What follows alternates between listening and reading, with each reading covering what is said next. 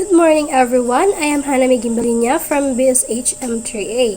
For today, I will discuss the Chapter 5, which are the Law on Sales, Agency, and Credit Transactions. Learning Objectives. Describe and explain the nature of sales transaction. Second, identify the functions and operation of agencies in the industry. Last is identify ways of handling credit transaction. Topic outline. Introduction. Next is law on sales. Next, characteristics of a contract of sales. Effect of use of the object in a contract. Sales of personal property payable in installments. Double sale. Obligations of the vendor and vendee. Law on agency. Liability of the principal and the agent. Simple loan or motum. Last is the conclusion. Article 1458. By the contract of sale, one of the contracting parties obligates himself to transfer ownership of and to determine thing and other to pay therefore a price certain in money or its equivalent. A contract of sale may be absolute or conditional.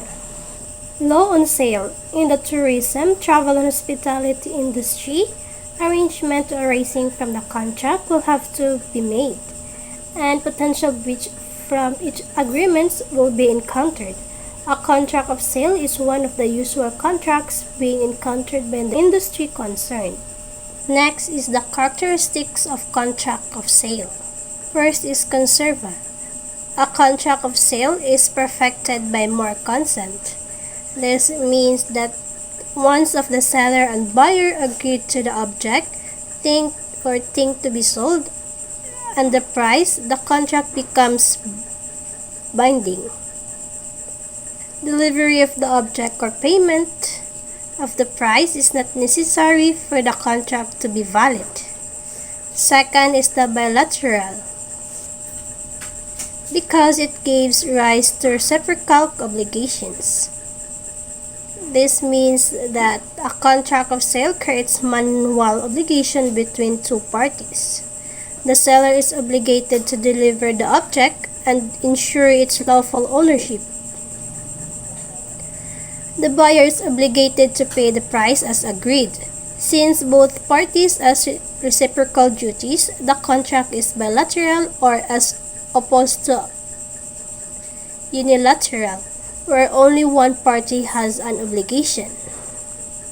It is principal, because it stands by itself without need of other contract. This means that a contract of sale exists independently and does not depend on other contract for its validity. It is not an accessory contract, which requires a principal loan contract to exist. The contract of sale stands alone and it does not depend on any other agreement. Fourth is onerous, because the consideration for each party is the delivery of the thing or payment of the price. A contract of sale involves a burden or cost for both parties.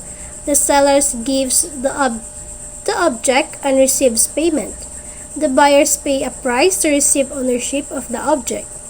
It is different from gratuitous contract, such as the donation, where one party gives something without receiving anything in return. Fifth is commutative, because what the vendor or seller deliver is considered equivalent of the price paid by the vendee or buyer.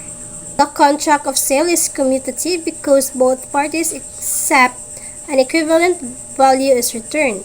The seller receives a just price for the object. The buyer receives an object equivalent to the price paid.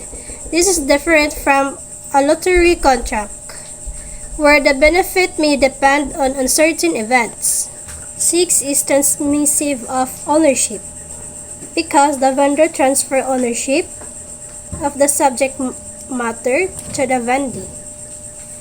The primary purpose of contract of sale is to transfer ownership of the object from the seller to buyer. Ownership is transferred once the contract is perfected and delivery occurs, assuming there are no legal restrictions. This distinguishes it from other contracts like a lease, where possessions, not ownership, is transferred. These characteristics define the legal nature of the contract of sale and distinguish it from other types of contract. Next is effect of loss of the object in a contract of sale. In Article 1480, any injury to or benefit from the thing sold after the contract has been perfected from the moment of perfections of the contract to the time of delivery shall be governed by Article XXX 1262. In Article 1480, this article is about the risk of loss in the sale of goods. It states that the risk of loss is transferred to the buyer once the thing sold is delivered. If the item is lost after delivery or without fault of the seller, the buyer still has to pay for it. In Article 1262, an obligation which consists in the delivery of the terminate shall be extinguished if it should be lost or destroyed, without the fault of the debtor, and before he incurred in delay. Article 1262, this article refers to obligation and loss of the object. It states if the specific thing or determinate is lost without any fault of the debtor, the obligation is extinguished. However, if the thing is generic or not specifically identified, the obligation is not extinguished because the debtor can still provide a similar thing. In Article 1496, the ownership of the thing sold is acquired by the vendor from the moment it's delivered to him in any manner of the way specified in Article 1497 to 1501, or any other manner signifying an agreement that the possession is transferred from the vendor to the vendee. In Article 1496, this article relates to ownership transfer in a sale. It provides the ownership is transferred to the buyer upon delivery of the thing sold. This means that even if the payment has not yet been made, as long as the delivery has taken place, the buyer becomes the owner. Next is sale of personal property payable in installments. It is possible that in buying personal properties used for public transportation or delivery of goods, this provision will be useful for the contracting parties in case of sale of personal properties payable in installment. Sale of personal property payable in installments is a type of credit sale where the buyer makes a down payment and agrees to pay remaining balance in periodic payments over time. This arrangement allows the buyer to acquire and use the property immediately while spreading the financial burden over a set of periods. Next is double sale. Caution should be practiced by real estate developer engaging in the hotel industry, especially on real property located in potential yet unexplored provinces. The principles on double sale will be useful in case an issue of sale of the real property to different vendees shall be brought before the courts of a law. Article 1544. If the same thing should have been sold to different vendees, the ownership shall be transferred to the person who may have first take possession in good faith, if it should be movable property. Should it be immovable property, the ownership shall belong to the person acquiring it with in good faith first recorded in the registry of the property. Should there be no inscription, the ownership shall pertain to the person who in good faith was first in the possession, and in the absence thereof to the person who presents the oldest title, provided there is good faith. 1473.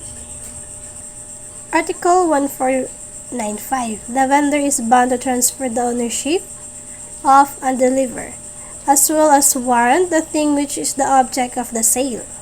In Article 1495, The seller is obligated to transfer ownership and deliver the object of the sale to the buyer. This article established the seller's two primary duties. First is to transfer ownership, and the second is to deliver the thing sold to the buyer. Second article is the Article 1496. The ownership of the thing sold is acquired by the vendee from the moment it's delivered to him. The Article 1496, the ownership is transferred to the buyer once the thing is sold is delivered. This means that once the seller delivers the item, the buyer legally owns it, even if payment has not yet been made, unless there are agreements stating otherwise. In Article 1497, the thing sold shall be understood as delivered when it's placed in the control the possessions of the vendee. Under 1462. In Article 1497, delivery can be done through actual or constructive means. Actual delivery means physical handing over the object, while the constructive delivery refers to symbolic actions that indicate the transfer of ownership. Next is the obligations of the vendee. In Article 1582, the vendee is bound to accept delivery and pay the price of the thing sold and the time and place stipulated in the contract. In Article 1582, next is law on agency. The hotel, tourism, and hospitality industry cannot do away with agencies which will facilitate various transactions in dealing with third person. Hence, there is a need to understand the operations of the agencies working on behalf of the principals belonging to the hotel, tourism, and hospitality industry. In Article 1868, by the contract of agency, a person binds himself to render some service or to do something in representation or on behalf of another with the consent of authority of the latter. Next is the liability of the principal and the agent. In Article 7883, if an agent acts in his own name, the principal has no right of actions against the persons with whom the agent has contracted, neither have such persons against the principal. In such case, the agent is the one directly bound in the favor of the person with whom he has contracted, as if the transaction his own, except when the contract involved things belonging to the principal. So, the Article 7883, this article discusses the relationship between an agent, principal, and third parties in cases where the agent acts in their own name rather than on behalf of the principal. Next is the simple loan or mutual. Under the Article 1956, no interest shall be due unless it has been expressly stipulated in writing. This provision means that interest on a loan or financial obligation cannot be charged unless there is a written agreement explicitly stating the interest rate. If there is no such agreement, the lender cannot legally demand interest, even if both parties originally intended for interest to be paid. This rule is meant to protect borrowers from unfair or hidden interest charges and to ensure transparency in financial transactions. It applies to various contracts, especially loans and the credit agreements. In conclusion, the law on sales, agency, and credit transactions plays a vital role in everyday businesses and personal dealings. It ensures fairness and protections for buyers, sellers, agents, and creditors by setting clear rules on how transactions should be made. Sales law defines the rights and responsibilities of both buyers and sellers, while agency law clarifies the duties of agents who act on behalf of others. Credit transaction law, on the other hand, help regulate borrowing and lending to prevent abuse and fraud. And understanding the law is important because they help people and business avoid legal problems, build trust in transactions, and promote a stable economy. And that's it for my report for the Chapter 5. Thank you.